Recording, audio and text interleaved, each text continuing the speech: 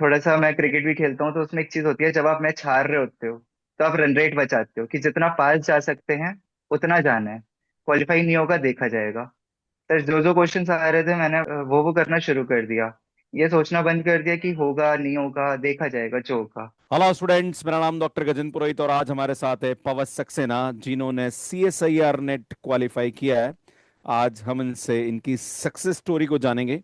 और एक बार अपने बारे में बताइए पवस कि आपने कैसे नेट एग्जाम की तैयारी करी, उससे पहले आपने क्या किया और आपकी रैंक कितनी रही, इसके बारे में बताइए। सर मैंने एमएससी अभी कंप्लीट किया था 2025 में। सर हम्म। 2 अटेम्प्ट मैंने एमएससी में दिए थे, पर तब मैं प्रिपरेशन नहीं कर रहा था। और जैसे ही एमएससी कंप्लीट हुई मैंने आपका बैच ज्वाइन कर लिया 5.0। सर मैंने प्रिपरेशन स्टार्ट किया आपके साथ, और इसी बार दिसंबर में मैंने CSIR net all India rank 50 के साथ क्वालिफाई कर लिया। अच्छा, पवस मुझे ये बताइए कि जब आप खुद से प्रिपेयर कर रहे थे और जब आपने हमारे साथ जी तैयारी करी, क्या डिफरेंस आपको नजर आया? क्या आपको लगा कि हाँ सर, ये चीजें मुझे थोड़ी मिस लग रही थी जो कि मैंने करी? सर, जब मैं खुद से प्रिपेयर कर रहा था तो पहली बात तो सर मैं इतना सीरियस नहीं हो पा रहा था। कभी कुछ जी। पढ़ लिया, कभी कुछ पढ़ लिया, सिस्टमेटिक वे में सर कुछ नहीं पढ़ पा रहा था।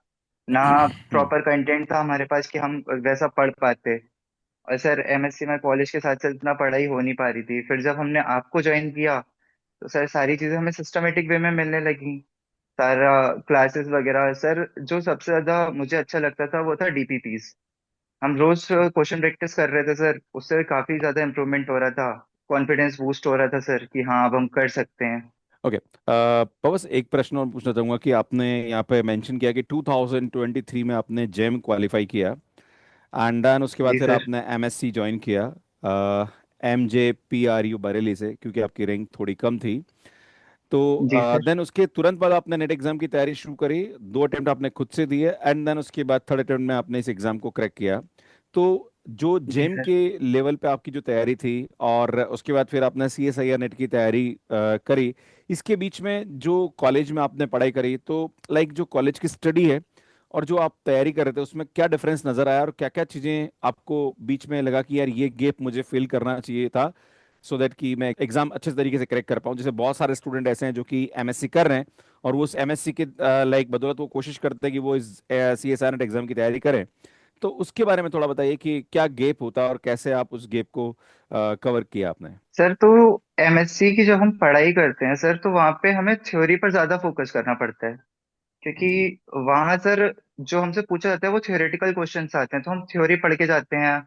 क्वेश्चन कैसे करना है सर डिटेल में वो हम्म। सब पढ़ना पड़ता है। वहीं सर जब हम नेट की तैयारी करने के लिए आते हैं तो हमें वहां पे सर क्वेश्चन का आंसर निकालना है। हमें मेथड पूरा नहीं भी करेंगे, हम शॉर्ट ट्रिक भी लगाएंगे तब भी आंसर आएगा। थ्योरी से ज्यादा हमें सर अपने कॉन्सेप्ट क्लियर करने होते हैं कि हम कैसे करके इस क्वेश्चन को जल्दी से जल्दी सॉल्व कर सकते हैं। तो सर जी। एमएससी में जो हमारी प्रिपरेशन चल रही थी तब सर वही रटना याद करना। फिर उसके बाद जब आपसे पढ़ा तो सर लगा नहीं, हम समझ के कर सकते हैं। हम सिर्फ ठीक है। कॉन्सेप्ट को समझेंगे तो हम क्वेश्चन में अप्लाई करेंगे और आंसर मिलेगा हमें। अच्छा पवस, एक चीज और पूछना चाहता हूँ कि आपका जो मीडियम है वो हिंदी मीडियम था या इंग्लिश मीडियम था, BSc आपका? हाँ सर, हिंदी मीडियम था। तो एक मीडियम का इशू बच्चों को नजर आता है कि जैसे ही वो सोचते हैं कि नेट की तैयारी करें, MSc करें, साथ में इंग्लिश मीडियम, कहीं ना कहीं बच्चों के लिए चैलेंजिंग होता है। तो क्या आपको भी प्रॉब्लम आई और मीडियम को आपने कैसे ओवरकम किया इस प्रॉब्लम को? सर एसटी मतलब इतनी हाई लेवल की इंग्लिश हम मैथ में यूज नहीं करते, ऐसा मुझे लगता है कि हम नॉर्मल इंग्लिश यूज करते हैं। और कॉलेज में जब थ्योरी में पढ़ना शुरू करा एमएससी में आकर, तो वहां पर भी सर बुक्स हम्म। इंग्लिश में पढ़नी थी। तो धीरे धीरे हैबिट हम्म। में आ गया था। तो फिर उसका तो मुझे इतना इशू लगा नहीं। बाकी होता है सर, कुछ वर्ड्स नए आ जाते हैं जिनका मतलब हम शायद एग्जाम टाइम में नहीं समझ पाते हैं। वो थोड़ा इशू रहता है। पर तैयारी में सर आपके साथ आप पढ़ाते भी इंग्लिश में हैं, हिंदी यूज होती है प्रॉपर। तो ऐसा कभी कोई दिक्कत हुआ नहीं हमें। अच्छा पवस, एक और प्रश्न मेरा ये कि आप बोल रहे कि आपका तीसरा अटेम्प्ट था और आपने MSc के दौरान 2 अटेम्प्ट दिए, उसके बाद आपने अभी दिसंबर वाला अटेम्प्ट दिया। तो दिसंबर का जो अटेम्प्ट था इसमें बच्चों को थोड़े चैलेंजेस आए, क्योंकि लाइक जनरल एप्टीट्यूड भी थोड़ा सा डिफरेंट आ गया, प्लस जो प्योर के क्वेश्चन थे वहां पे बच्चों को चैलेंजेस आए, अप्लाइड के क्वेश्चन थोड़े से बच्चों के लिए ज्यादा सही रहे।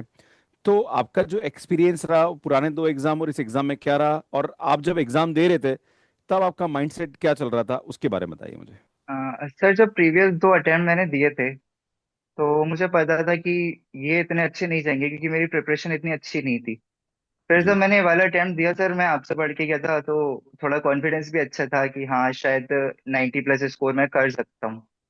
सर पेपर सामने आया स्क्रीन पर, आपने बताया था पहले 50 मिनट में आपको जो दिखते ही क्वेश्चन हो रहे हैं वो कर लेने हैं और एक बार पूरे पेपर पर नजर डाल लेनी है। तो सर मैंने वही स्ट्रेटेजी लगाई, मैंने सर करना शुरू करा। सर जो दिखते ही होने वाले क्वेश्चंस थे वो भी थोड़े कम दिखे, और जो क्वेश्चंस दिख रहे थे उन्हें देख के डर भी लगने लगा था कि शायद ये अटेम्प्ट वो नहीं है जो मैं क्वालिफाई कर पाऊंगा।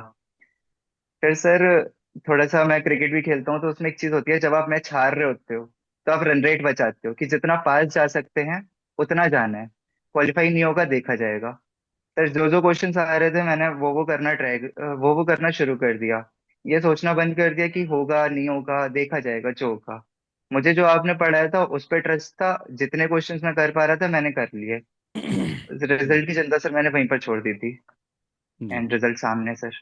अच्छा, आपका बस एक और चीज़ पूछना चाहता हूँ कि एक बच्चों का हम्म। कंटेंट को लेके बड़ा रहता है कि सर आप जो पढ़ाते हो, सर इसके अलावा कुछ और एक्स्ट्रा कवर करने की ज़रूरत है। तो क्या आपने भी कुछ एक्स्ट्रा कवर किया है या आपने हमारे कोर्स के अलावा ज़्यादा कुछ नहीं किया, बस उसी से आपने अपना एग्ज़ाम क्वालिफाई किया? सर मैं सच बताऊं तो मैंने जितना अपने कोर्स में पढ़ाया जी। और जो आपकी डीपीपीस थी, टेस्ट सीरीज थी, उसके अलावा सर कुछ भी नहीं पढ़ा था।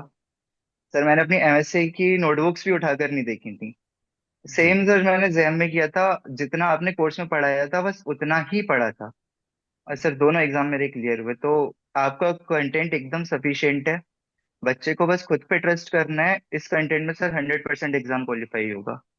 पवस, आपने बताया कि आप यूपी बरेली से हैं, तो क्या वहाँ पे और भी जी। बच्चे हैं जो एग्ज़ाम की तैयारी करते हैं या खाली नॉर्मली लोग फॉर्म भर के एग्ज़ाम देने चले जाते हैं? सर बच्चे फॉर्म तो भरते हैं, पर मेरे अकॉर्डिंग 10% बच्चे हैं जो सीरियसली मेहनत करते हैं इस एग्जाम के लिए। अगर 10 बच्चों ने हम्म। भरा है तो एक बच्चा पढ़ रहा है, बाकी सब सर सिर्फ फॉर्मेलिटी के लिए फॉर्म भर देते हैं। और जी। कुछ तो हमारा आप जो कॉलेज था वहाँ का बैकग्राउंड अच्छा था सर, वो लोग काफी प्रमोट करते थे नेट एग्जाम के लिए कि पढ़ो पढ़ो पढ़ो। और आपने अच्छा है बीएससी यहाँ और का तो एमएससी पे सर। भी हमको फॉलो तो किया होगा ग्रेजुएशन टाइम पे? जी सर। सर अच्छा। आपसे पढ़ के ही हम थ्योरी वाले एग्जाम देते थे, आपसे पढ़ के ही ये दोनों एग्जाम भी क्वालिफाई किए। पवस, एक और चीज़ पूछना चाहता हूँ कि एक बच्चों की प्रॉब्लम होती है जो कि मुझे क्लास में नज़र आती है कि सर आप जब पढ़ाते हो तब क्वेश्चन सॉल्व हो जाते हैं, जब खुद से ट्राई करता हूँ तो नहीं होते हैं। क्या आपको भी ये प्रॉब्लम थी और आपने इसको कैसे ओवरकम किया? सर प्रॉब्लम तो आएगी जब आप नए क्वेश्चन ट्राई करोगे, तो एक बार में क्वेश्चन नहीं होता है। तो सर मेरी जो स्ट्रेटेजी थी वो यही थी कि जो क्वेश्चन आपको आता है आप उस पर हम्म। कम फोकस करो, जो नहीं आता है आपको बस वो नहीं पे फोकस करना है पहले। आपकी जो जो दिक्कत आ रही है क्वेश्चन में, आप पहले वो कंप्लीट करो कि क्या दिक्कत आ रही है। सर कुछ भी ऐसा नहीं है जो आपके पढ़ाए हुए से बाहर से आ जाएगा। हमें बस जी। चीजों को रिलेट करना होता है कि इस कॉन्सेप्ट से ये कॉन्सेप्ट रिलेट करेंगे तो क्वेश्चन हो जाएगा। हम्म। तो सर बस वही अच्छा। करना होता था। नया क्वेश्चन आया तो मेहनत की, हो गया। नहीं हुआ आपसे पूछ लिया। अच्छा पवस, आपने मैक्सिमम किस टॉपिक पे फोकस किया? नॉर्मली बच्चों का रहता है कि लग फर्स्ट 2 यूनिट ढंग से कर लो, आपका जेआरएफ क्रैक हो जाएगा। तो आपने क्या फोकस रखा कि सर मैंने इन इन टॉपिक पे ज़्यादा दिमाग लगाया था और उससे मेरे को फ़ायदा मिला? सर मुझे पर्सनली लीनियर अलजेब्रा बहुत पसंद था, तो जी। उस पर मैंने बहुत ज्यादा फोकस किया था। साथ में इंटीग्रल इक्वेशन, सीओवी, ये सब्जेक्ट मुझे हम्म। अच्छे थे। ओटी पीडी, सर रियल से हम्म। थोड़ा सा डर लगता था तो मैंने उस पर इतना ज्यादा फोकस किया नहीं था। तो ये सब्जेक्ट से जो मैं पढ़ के गया था। और sir integral, NA, COV, Markov, ये सब तो इस बार आपका पढ़ा हुआ काफी आया था। क्वेश्चन ऐसा जी। लग रहा था आपकी कॉपी से उठ के आ गए, सीधे सीधे हो जा रहे हम्म। थे इनके तो। ओके। पबस, जो स्टूडेंट्स एग्जाम की तैयारी करना चाहते हैं, एक टाइम मैनेजमेंट का इशू होता है। आपने खुद ने बोला कि आप एमएससी के दौरान इस एग्जाम की तैयारी कर रहे थे, तो आप टाइम मैनेज कैसे कर रहे थे और कितना आपका टाइम शेड्यूल क्या रहता था? कब आप रिवीजन करते थे, कब आप क्वेश्चन प्रैक्टिस करते थे, कब आप क्लासेस, क्योंकि जैसे मैं 2 से 3 क्लासेस रोज लेता हूँ, तो कैसे आप उसको करते थे और क्या आपका स्ट्रेटेजी था, इसके बारे में थोड़ा बताइए। सर एमएससी के दौरान तो मैं दिन में 1 घंटा मुश्किल से निकाल पाता था नेट की प्रिपरेशन के लिए, क्योंकि उस टाइम जी। पे सर कॉलेज की थोड़ी पॉलिटिक्स भी रहती थी तो बहुत ज्यादा परेशान रहे थे हम लोग। सर जैसे ही हम्म। एमएससी कंप्लीट हुआ मैंने आपकी क्लास ज्वाइन कर ली। उसके बाद सर उस टाइम जी। मैं कुछ कर नहीं रहा था।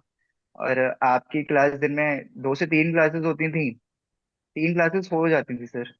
फिर उसके बाद डीपीपी होती थी तो फोर्थ क्लास भी होती थी। सर वो 4 क्लासें करना, उसके बाद short notes banana. Sir short note banana I think सबसे ज्यादा इम्पोर्टेंट था, क्योंकि एग्जाम जी के टाइम में हमने वही पढ़ा, उससे सर बहुत हेल्प मिली हमें।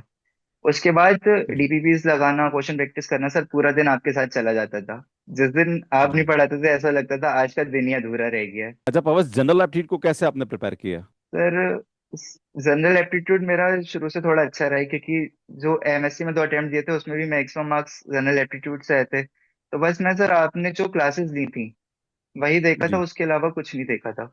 जी सर, क्योंकि मुझे लगता था मैं अच्छा कर सकता हूँ, तो मैं सिर्फ आपकी जो वीडियोस आपने कोर्स में पढ़ाई थी बस वही वाली देखी थी जनरल एप्टीट्यूड जी। की।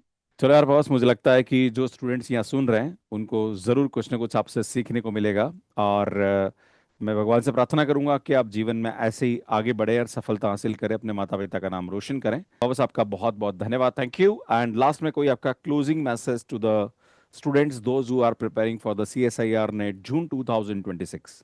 यस सर, मैं उनसे यही बोलूंगा कि आप भटकिए मत, सिर्फ सर पे भरोसा करिए। सर जितना पढ़ा रहे हैं आप उतना कर लेंगे तो आपका एग्जाम क्वालिफाई हो जाएगा, आपको इधर उधर भटकने की कोई जरूरत नहीं है। चलो पवस, thank you so much and God bless you and keep it up. Thank you.